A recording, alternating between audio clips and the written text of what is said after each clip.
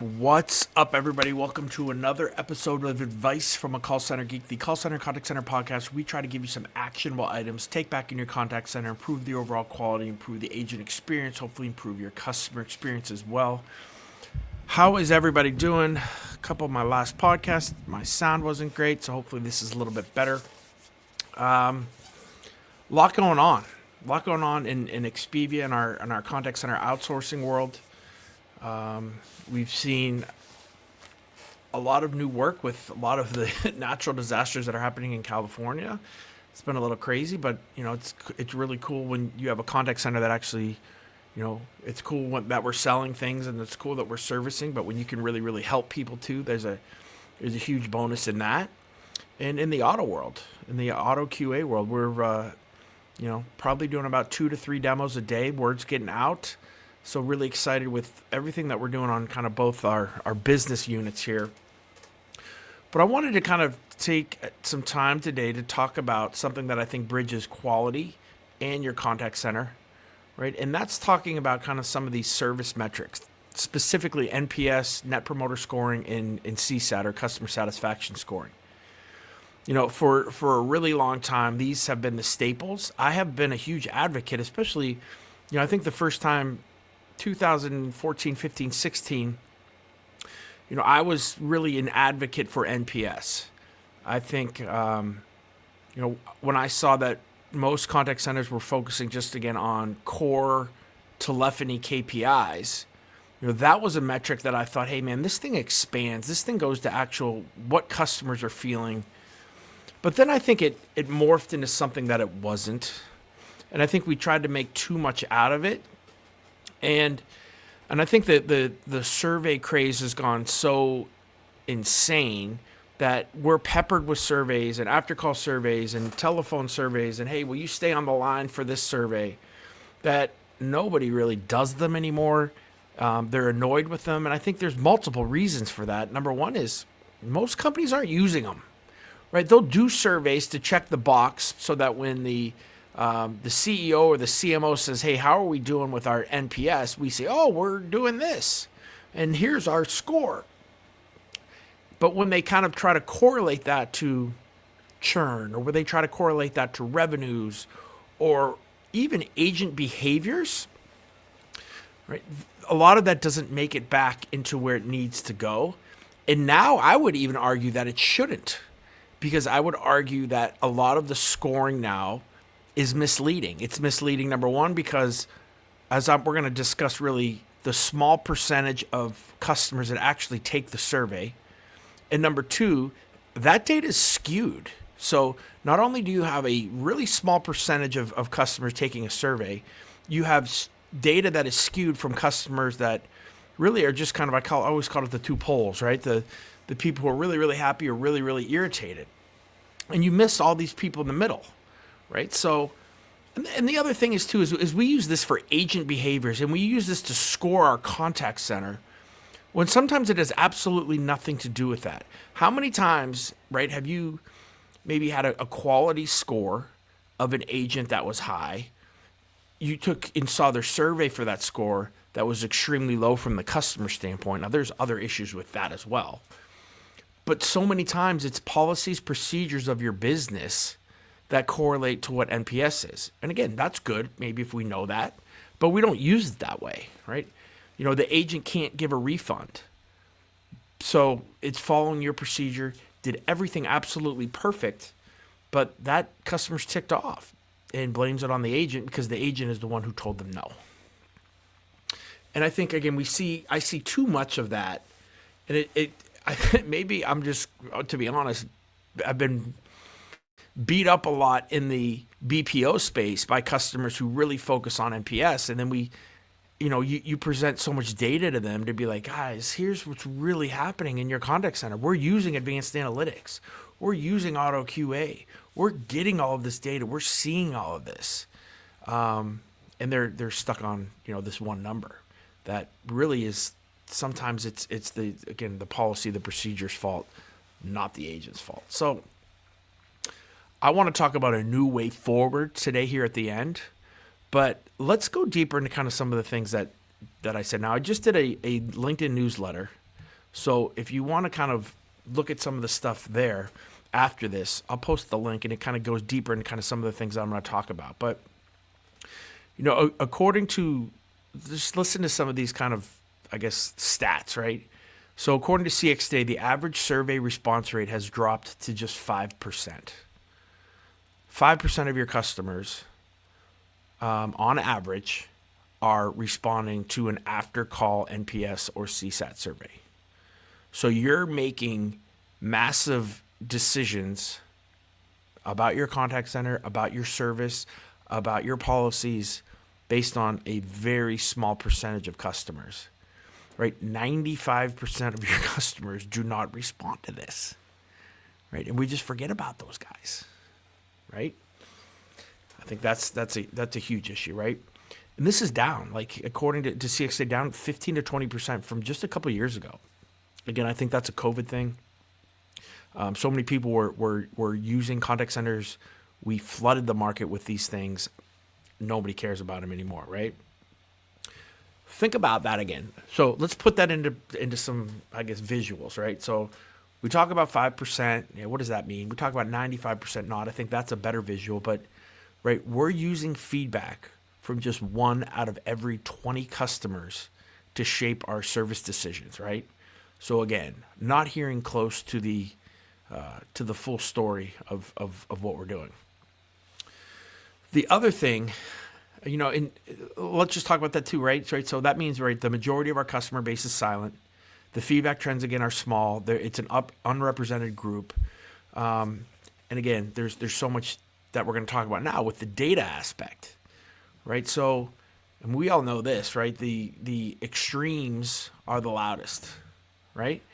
Anything that's good in your call center, right? An agent gets a really good sale, or they have somebody on the line that says, "Hey, give me your supervisor. You were awesome," right? We shout that to the rooftops, right? It's loud, right?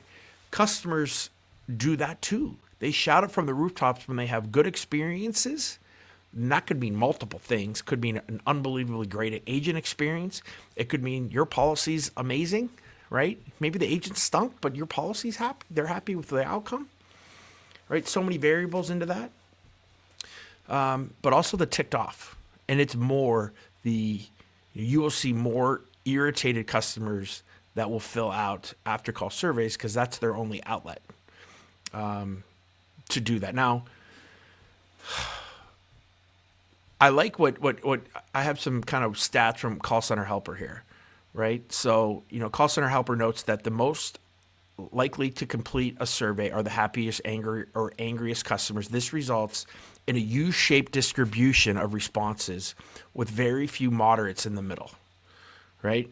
And again, that's the distortion of our data.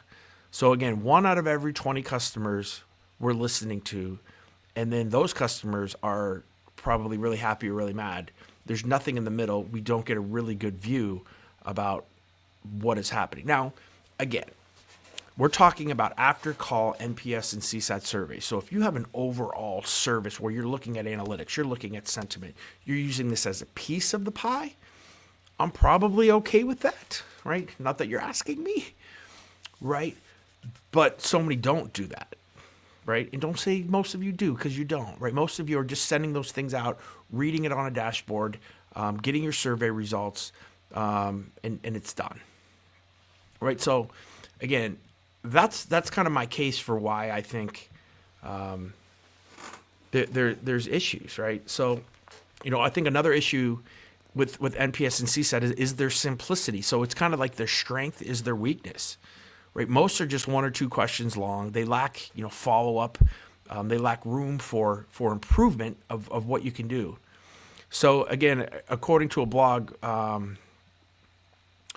that I saw, so only 20% of respondents leave comments to explain their score, right? And that's even if you give them the option to do that. So again, most companies don't even give the option. They're just asking the blanket NPS, 1 out of 10 question. And for those that actually do, because it's a pain in the rear, right? You're not going to take the time to write 4 paragraphs. And then if you have any kind of drop downs, that gets skewed because they're just choosing something as fast as they can. So again, you don't know the root causes of these poor experiences. You don't know what actually made the customer happy if they're really happy with it, right? And you don't know what policies, procedures, what the overall is, right? So I think, again, I think it's a metric that was really good at the time.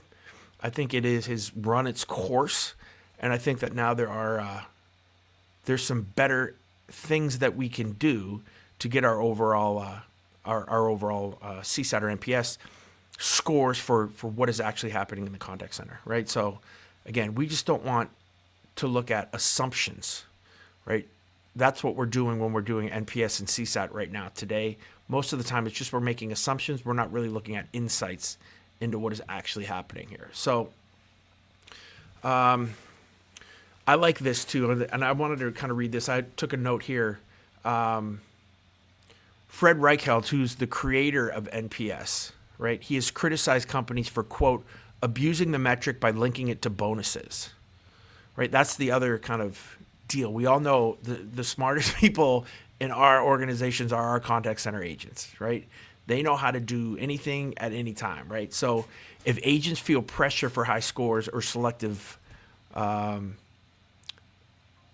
to be extremely, selective in kind of who they know is going to do these surveys, or they kind of fudge what happens. I mean, how many times in your organization have you sent an after call survey? And I'm starting to see this all the time, that it tells and asks the company to score, or ask the customer to score them high, right? You see that all the time, and you go on LinkedIn every single day. I see that, right? Where they're kind of say, hey, this is how NPS works. We'd really appreciate it if you scored us an 8 or 9, right? To be a promoter. That's a promoter, right? And if you're thinking about scoring us from a 6 to an 8, understand that or a 6 to a 7, understand that an 8 is much better, or a 9 is much better, right?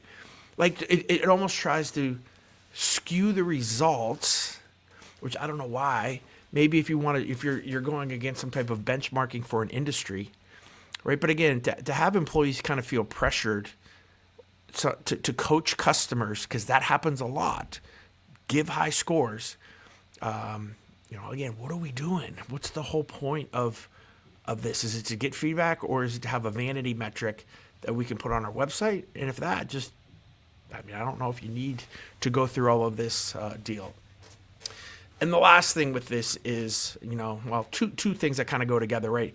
Customers, they're just burnout, right? They're burnout on the surveys. Even again, there's another quote from Fred Reichheld, again, the kind of the creator of NPS. He's admitted that surveys have become less meaningful now because they become inescapable. I like that, right? You can't escape them, right? They're just going to be there, and you don't care, right? You don't care. And the last reason, which I think is something I didn't think about until I kind of did some research more into this topic, was, I like this. According to Gartner, 95% of companies collect customer feedback, right? In some shape or form, right? So that's really good, but only 33% use it to drive improvements, and just 5% close the loop and tell customers what changed as a result of them even giving feedback, right? So you want to do NPS right? Start to take that data, start to respond back to your customers. Hey, thank you for this feedback. We actually made these improvements. We did this. Nobody's doing that, right? Again, they're just collecting data for the sake of collecting data. And when customers don't see improvement, and they see the same thing over and over when they call, why are they going to continue to give that same feedback? They're not. They're just going to blow it off, right? So again, I think that's my case, my entire case, right, of why I think NPS and CSAT have run their course, right? Nobody responds to it. The ones that do, it is skewed. We don't use the feedback anyway, right? Because the feedback is, most of the time, we're not even asking the right questions. And if we do get feedback, sometimes we're not even sure, what that customer's really maybe ticked off or really happy about, depending on what type of feedback they're actually giving, right? Is it an agent issue? Is it a policy issue? So again, I think there's a new way forward, and the new way forward is with AI, and it's with advanced analytics, and it's getting real-time and historical data that I think we can actually utilize and see. Now, I stopped becoming an NPS promoter, I guess, probably around 2018, 2019. Definitely COVID. And that was when CX1 really came out hard with interaction analytics. So interaction analytics totally opened my eyes to seeing, again, this is not a interaction analytics video. This is any type of analytics platform. The reason is because I could get real time, meaning within a couple hours at the time, right? When it first came out, I could get customer and agent sentiment scores based on keywords that were being said. So I could get and see what agents were doing. Were they using proper tone, proper word usage? Was that actually having an impact in the experience that the customer had? Because I could then track down to the interaction what that experience was. So for me, it was much, I guess, easier, number one, but two, more useful if I started to really drill into this. You guys have heard multiple videos that I've done that we have for many years now incentivized our agents, right, based on sentiment scores, right? We're paying them more, right, based on, right, looking at how they're talking to customers, especially for those there's no cross sell, there's no upsell, right, on a program, right? A core customer service program where you're really just helping, and those a lot of those don't exist anymore, but they're still there. And again, even if they're not, even if you're incentivizing your agents off of a cross sell or an upsell, you still have to solve that core problem. And again, for me, that's where analytics just blows things away. And to look at the time, again, we didn't have really AI. It's funny to kind of talk about times we didn't have AI, but we had keywords and we knew what words customers were saying that they were not happy about. So we could see if it was agent, we could see if it was Tim, we could see if it was policy, it could see if it was refund, right? So you started to be able to tie in together the behaviors and what the customer was happy, what the customer was not happy with, based on what they were saying. That's way more powerful than NPS. We just don't like it because it was harder to score, right? And so then everybody loves the benchmark stuff, which I think is the most useless thing in the world. Well, I've done videos on that. So we can't benchmark it. Who cares? We know directly in our contact center what is affecting our customers the most, right? Affecting them from a positive standpoint, affecting them from a negative standpoint. What are the actual keywords and how are the agents handling it and how are they dealing with it? That's number one, right? Right there is that's still better for me than CSAT and NPS. But with what we've done with auto QA, and again, I don't want to make this a sales thing for auto because this is more of a general thing that I think you're starting to see because we're not the only ones doing it, but I don't know. I'm not saying we've perfected it, but I feel really comfortable in our numbers. We've taken, over the last 3 months, survey after survey from customers that have given us kind of permission to do this, right? We've just looked at the scores and we looked at the call interaction and we ran those calls against auto and started to prompt a benchmark for NPS and CSAT. Meaning, every single time a customer we're scoring a call with auto QA, we have gotten to the point now where we can give a NPS and a CSAT prediction score of that specific interaction and then start to build, right, the entire profile of the entire customer base. So you're looking now not just at, the 5% and the happy and the mad, but you're looking at everyone, right? A lot of times there's a lot of, 5s and 6s, right in the middle. There's a lot of times where there's not a lot that really happens on the call. That's okay, right? We're really just starting to look at the overall contact center, the overall scoring, and the overall experience that the customer is having. So we're taking analytics and we're adding into AI, and we're getting much better results and much better feedback, right? If we take those two things together, than we get from sending in a 5% after call survey. I don't know if people are ready for this yet. We've been talking about it now for the last couple months. Every time I post or do a video on it, it gets nothing, to be honest. Like, I think that this thing it's so new that people don't believe that it can work that way. Again, my argument was it was already working with analytics. Now we're adding another layer of awesomeness with AI on top of it. And it's not just us. Other companies are doing this too. And again, within a year, right? Maybe it's just a little too early now.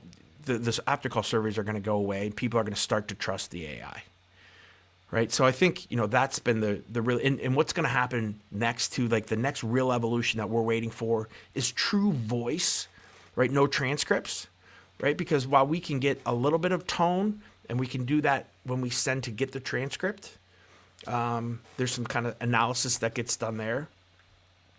The true meaning of this, and it will blow through the roof when we get true voice. But still, I believe that it is better, right? And looking at, say you're doing, 4,000 to 5,000 calls per month you're scoring, and to get a CSAT and NPS prediction score on all of those calls, right? That correlates to, even the ones that did do surveys, and we look at that, dude, it's crazy powerful. And again, you really want to know what's happening in your call center? Start using AI with that.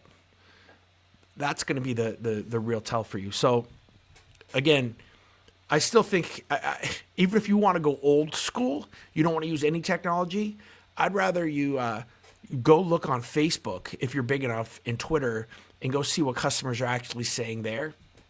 Because those are the same people who are going to be ticked off that would fill out a survey.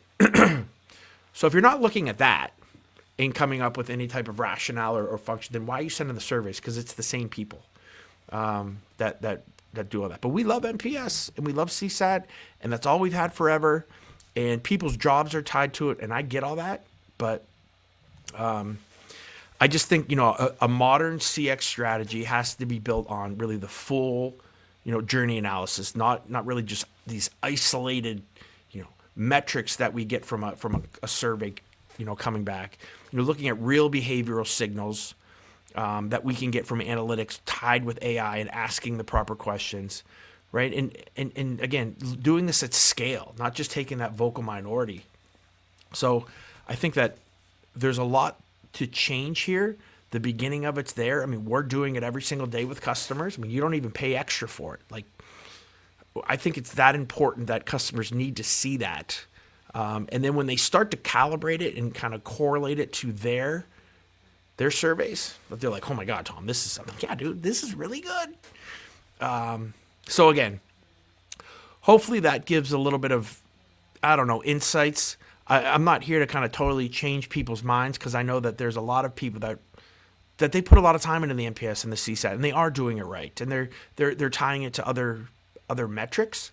But for the vast majority of organizations, this is a cheaper, easier, and way better outcome than you're going to get with just doing your old survey. So again, I am on LinkedIn Live right now.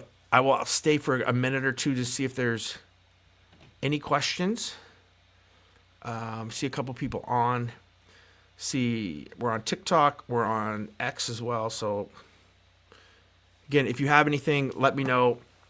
More than happy to answer, or hit me up afterwards. Just DM me, and I am more than happy to show you. I'd love to show you a demo of Auto. I have a couple videos just on the NPS and CSAT as well, if you guys ever want to check that out. All right. Appreciate you all. Hopefully this got some insights. I was pretty excited to do this one. I'm pretty passionate about this, and I think it's one of the ways that technology is totally overhauling something that we've done in the industry for a long time, and I'm just really trying to get the word out. Thanks, guys.